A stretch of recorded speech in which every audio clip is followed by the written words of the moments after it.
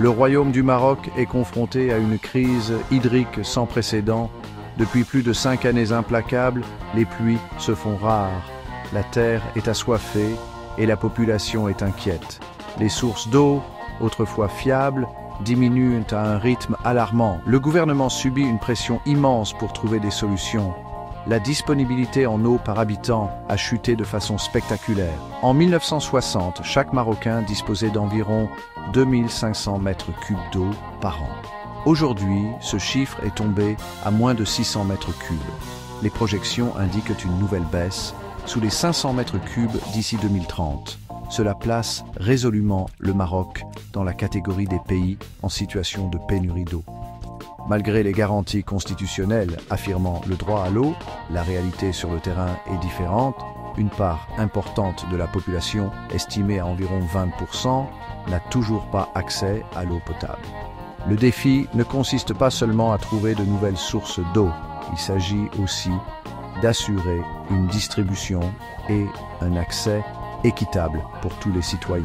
Les enjeux n'ont jamais été aussi importants pour le royaume. La sécheresse prolongée a laissé des marques indélébiles sur les infrastructures hydrauliques du Maroc. Les barrages du pays, autrefois symboles de sécurité hydrique, sont aujourd'hui dangereusement à sec. Les taux de remplissage des barrages ont connu une baisse catastrophique. Ils sont passés de 61,1% en 2018 à seulement 29,1% en 2023. De nombreux réservoirs à travers le pays contiennent actuellement moins de 30% de leur capacité totale. Le barrage Al-Masira, le deuxième plus grand du pays, en est un exemple frappant. Son niveau d'eau est tombé sous le seuil alarmant de 10% de sa capacité. Des villes à travers le Maroc mettent en place des restrictions d'eau sévères. Les habitants de nombreuses zones urbaines subissent désormais des coupures d'eau nocturnes. Ils connaissent également une pression d'eau considérablement réduite pendant la journée. Le gouvernement a lancé quelques mesures d'urgence pour atténuer l'impact immédiat. L'un de ces projets est l'autoroute de l'eau, transférant l'eau du bassin du Sebou vers le bassin du Bourg-Grec. Les cicatrices de cette sécheresse sont un rappel puissant de la préciosité de l'eau. L'agriculture est vitale pour l'économie marocaine et pour de nombreuses communautés rurales. Cependant, c'est aussi le plus grand consommateur des ressources en eau du pays qui s'amenuise. Le secteur représente entre 85 et 87% de la consommation totale d'eau, un chiffre énorme. Au cours des 5 dernières années, les ressources en eau disponibles allouées à l'agriculture n'ont pas dépassé les 5 millions de mètres cubes par an. Le problème est exacerbé par la culture de plantes gourmandes en eau. Des cultures comme la pastèque, l'avocat et la luzerne sont largement pratiquées, souvent dans des régions semi-arides. Le gouvernement encourage l'adoption de systèmes d'irrigation au goutte à goutte. Cette technologie peut réduire considérablement la consommation d'eau en agriculture. Le plan Maroc vert, lancé pour moderniser l'agriculture, a eu des résultats mitigés concernant l'eau. S'il a augmenté les exportations agricoles et la productivité, il a aussi conduit à un épuisement accru des ressources en eau. L'impact sur les cultures de base, comme le blé, a été dévastateur. On prévoit une baisse de la récolte de blé au Maroc, pouvant atteindre 50% en 2024. Cette dépendance aux importations souligne la vulnérabilité de la sécurité alimentaire nationale face à la pénurie d'eau. Le Maroc a des plans ambitieux pour exploiter l'eau de mer afin de subvenir à ses besoins en eau douce. Le gouvernement vise à rendre opérationnelles 20 usines de dessalement d'ici 2030. Début 2024, le pays exploitait 12 usines de dessalement. Ces installations sont considérées comme un élément crucial de la stratégie de lutte contre la pénurie d'eau.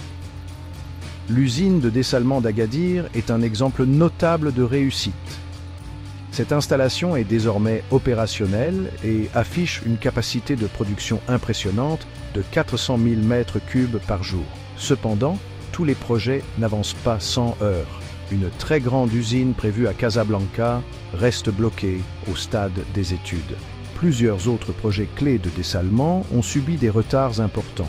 Les coûts d'investissement élevés pour la construction d'usines de dessalement constituent un autre obstacle majeur. La lenteur du développement du dessalement signifie que la marche du Maroc vers la sécurité hydrique s'avère longue et ardue.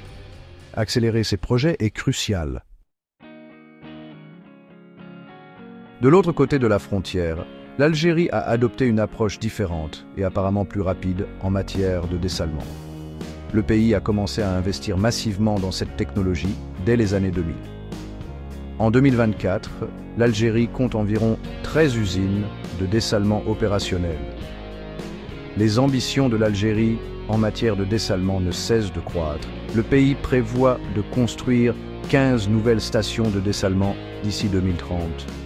Des usines majeures sont soit opérationnelles, soit en cours de développement sur des sites côtiers clés. Une différence essentielle dans l'approche algérienne réside dans son modèle de financement. Les projets de dessalement sont principalement financés par l'État.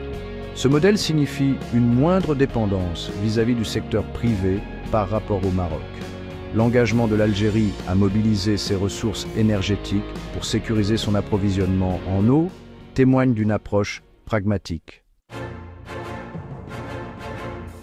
Une compétition tacite mais palpable existe entre le Maroc et l'Algérie.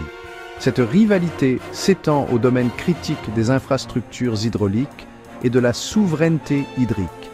Les deux nations sont parfaitement conscientes de l'importance stratégique de l'eau.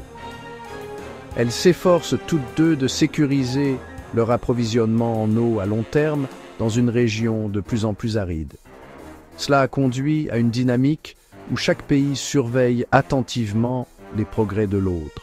Le Maroc aspire depuis longtemps à être un leader régional en matière de technologie verte.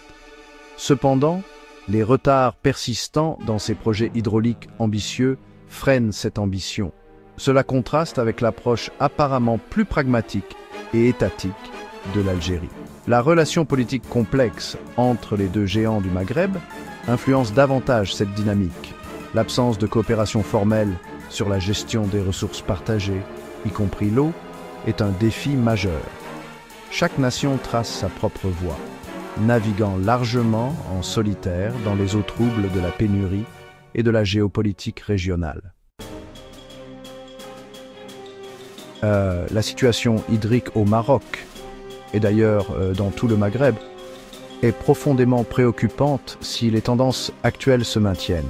Cependant, l'avenir n'est pas encore gravé dans le marbre. Des solutions existent, mais elles exigent une action rapide et décisive. Pour le Maroc, la voie à suivre passe par l'accélération de ces projets hydrauliques en retard. Améliorer la réglementation de l'utilisation de l'eau en agriculture est tout aussi crucial. Faire du dessalement une véritable priorité nationale est primordial. Les campagnes de sensibilisation du public jouent un rôle essentiel pour encourager une culture de l'économie d'eau.